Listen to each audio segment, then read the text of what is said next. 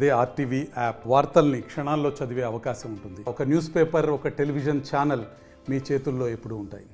రాత్రి నుంచి ఎడతెరిపి లేకుండా కురిసిన వర్షానికి కడప నగరంలోని ప్రధాన రహదారులు జలమయమయ్యాయి. అయితే కొన్ని ప్రాంతాల్లో మాత్రం ఏదైతే గతంలో కాల్వ పనులు చేపట్టిన కారణంగా జలమయం కాస్త తగ్గిందని చెప్పవచ్చు. అయితే అప్సరాల్ కూడలి, అదేవిధంగా ఆర్టీసీ బస్టాండ్, మృత్యుంజయకుంట శివాలయం వంటి ప్రాంతాల్లో కూడా కొంత నీరు నిలిచిన పరిస్థితి. మరోవైపు నగరంలో కూడా ఏదైతే ప్రధానంగా డ్రైనేజీ వ్యవస్థ అస్తవ్యస్తంగా మారిన నేపథ్యంలో కూడా ఒక్కసారిగా వర్షం కురిస్తే మాత్రం ఖచ్చితంగా డ్రైనేజీలో నుంచి నీరు అటు నగరంలో ఉన్నటువంటి పలు ప్రాంతాల్లో వచ్చే పరిస్థితి కనిపించింది. తాజాగా ఈరోజు కూడా ఏదైతే వర్షం కురిసిన కారణంగా కూడా అటు పలు ప్రాంతాల్లో కూడా డ్రైనేజీ వాటర్ బయటికి రావడం జరిగింది. దీంతో అటు ప్రయాణికులు కావచ్చు, అదేవిధంగా పాదచారులు కూడా వెళ్ళడానికి తీవ్రమైనటువంటి ఇబ్బందులు పడ్డారు. కొన్ని ప్రాంతాల్లో కూడా ఏదైతే లోతట్టు ప్రాంతాలు ఉన్నాయో ఆ ప్రాంతాల్లో కూడా వరద నీరు వచ్చి చేరింది. ఏదైతే ఆ రహదారులపైన కూడా నీరు నిలిచిపోవడంతో కూడా ప్రయాణికులు కూడా తీవ్రమైనటువంటి ఇబ్బందులు పడ్డారు. తరచుగా ఇలాంటి సమస్య పునరావృతం అవుతున్నప్పటికీ కూడా అటు అధికారులు మాత్రం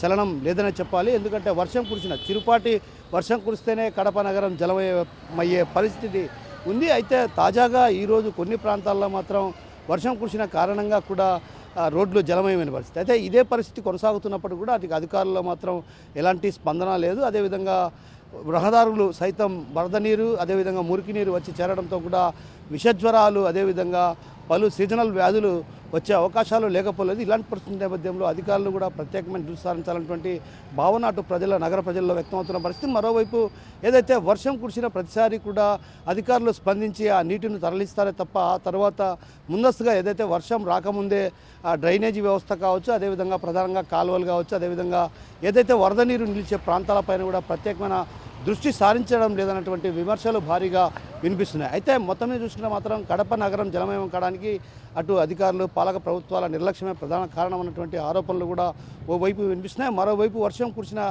ప్రతిసారి కూడా ఇదే పరిస్థితి జరుగుతుంది. రానున్న రోజుల్లో కూడా భారీ ఎత్తున వర్షాలు కురిసే అవకాశాలు లేకపోలేదన్నటువంటి హెచ్చరిక అటు వాతావరణ శాఖ అధికారులు హెచ్చరించారు. ఆ నేపథ్యంలోనే మరో 3-4 రోజుల్లోకిన వర్షాలు కురిస్తే మాత్రం కడప నగరంలో పలు ప్రాంతాలు కూడా జలమయమై, అదేవిధంగా మృత్యుంజయకుంట శివాలయం వంటి ప్రాంతాలకు కూడా ఏదైతే వరద నీరు వచ్చి చేరే అవకాశాలు లేకపోలేనటువంటి భావన వ్యక్తం అవుతుంది. మరోవైపు ఏదైతే చెరువులు కావచ్చు, ప్రధానంగా కడప నగరంలో ప్రధానంగా చెరువులు సైతం ఆక్రమించుకొని నిర్మాణాలు జరిగిన పరిస్థితి. ఈ నేపథ్యంలో నిర్మాణాలను కూడా తొలగించాల్సినటువంటి అవసరం, బాధ్యత అధికారులపై ఉంది. ఎందుకంటే ఇప్పటికే హైదరాబాద్లో ఏదైతే హైడ్రా ఉపయోగించారో అదే తరహాలో కూడా కడపలో కూడా ఒక సంస్థను ఏర్పాటు చేయాలి. ఏదైతే ఆక్రమణను తొలగించేందుకు కూడా ప్రత్యేకంగా దృష్టి సారించాలి.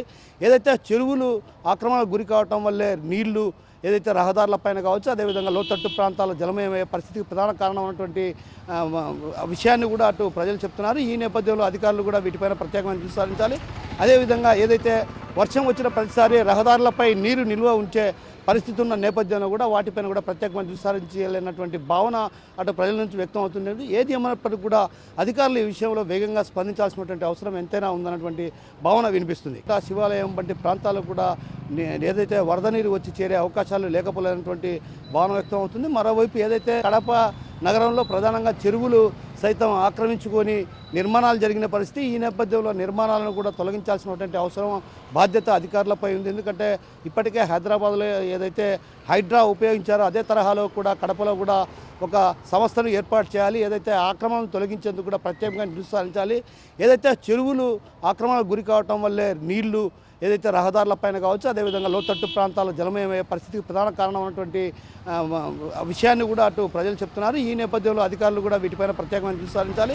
అదేవిధంగా ఏదైతే వర్షం వచ్చిన ప్రతిసారి రహదారులపై నీరు నిల్వ ఉంచే పరిస్థితి ఉన్న నేపథ్యంలో కూడా వాటిపైన కూడా ప్రత్యేకమైన దృష్టి సారించాలన్నటువంటి భావన అటు ప్రజల నుంచి వ్యక్తం అవుతుంది. ఏది ఏమైనప్పటికీ కూడా అధికారులు ఈ విషయంలో వేగంగా స్పందించాల్సినటువంటి అవసరం ఎంతైనా ఉందన్నటువంటి భావన వినిపిస్తుంది. కెమెరా హరితో కిషోర్, ఆర్టీవీ కడప నుంచి.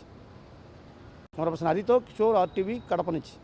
మరిన్ని వీడియోస్ కోసం ఛానల్ ని సబ్స్క్రైబ్ చేయండి. లేటెస్ట్ అప్డేట్స్ కోసం వాట్సాప్ ఛానల్ ని ఫాలో చేయండి. అండ్ లింక్ డిస్క్రిప్షన్ లో ఉంది.